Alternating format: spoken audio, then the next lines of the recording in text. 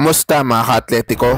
Naging maganda ang run ng Magnolia Chicken Templados Hotshots noong nakaraang 2023 to 2024 PBA Commissioner's Cup. Nag-number 1 lang naman sila sa standings para kunin ng twice to beat advantage kung saan nila nakaharap ang TNT sa quarterfinals. Walang naging panama ang TNT sa kanilang solid na lineup, habang sa semis naman ay naging madali lang para sa kanila ang laban kontra sa Phoenix Super LPG. Sa finals lang sila nadehado kung saan nakatapat nila ang hitik na sa experience na San Miguel Beermen. Kahit natalo sa finals, hindi may kakaila na dapat pa ring magsaya ang Magnolia dahil hindi biro na makalusot sila sa finals, lalo't hindi expected na magiging top team sila ngayong conference. Pero tila isang manlalaro ang hindi masaya kahit pa matinding accomplishment ang nakuha ng Templados. Nandyan si Jackson Corpus na kung pagbabasehan ang kanyang mga post sa social media ay tila frustrated na ito sa kanyang kasalukuyang sitwasyon. Panay kasi ang post ni Corpus na mga pang-motivate sa kanyang sarili, tulad ng mga katagang,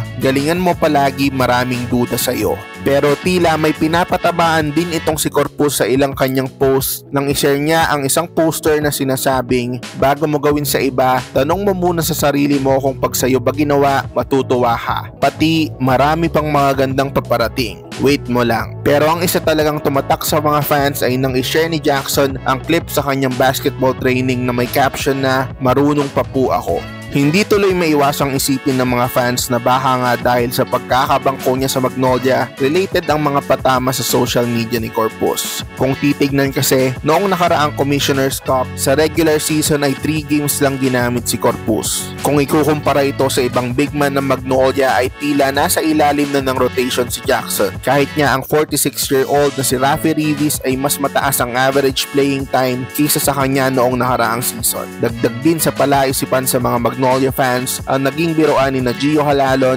Ian Sanggalang at Aris Dionisio sa naturang post ni Corpus. Nang mag-post kasi ng training session ang Magnolia big man, biglang humirit si Halalon ng comment na, matulog ka na lang, ganun din naman. At ha, nasa upuan ka lang din eh. Si Ian Sanggalang naman ay nagbiro na sinabing, mag-inom ka muna para masarap upo at tulog mo, na may laughing face emoji. Habang si Dionisio ay napakomment ng, huwag ka mag-alala, tatabihan kita para may kakwentuhan ka. Bago mapunta sa Magnolia ay isang serviceable na big man si Corpus para sa Kia franchise. Bago pa nga siya malipat sa San Miguel Corporation-led team ay nag-average pa siya ng double digits para sa Colombian Jeep na may 10 points at halos 6 rebounds kada laro taong 2019. Kaya naman maraming fans din ang naawa at nangihinayang kay Corpus at hiling na sana'y mabigyan na ito ng playing time, lalo't mahirap pa naman makakuha ng disenteng big man sa PBA. Hindi naman kinumpirma ni Corpus kung patama sa Magnolia coaching staff ang kanyang mga posts, ngunit sa edad na 35 ay halos nasa twilight na rin ang kanyang career si Jackson at dapat lang na masulit niya ang kanyang career sa PBA sa isang team na magagamit siya. Sa tingin nyo mga ka-Atletico, saang team pa bababagay si Corpus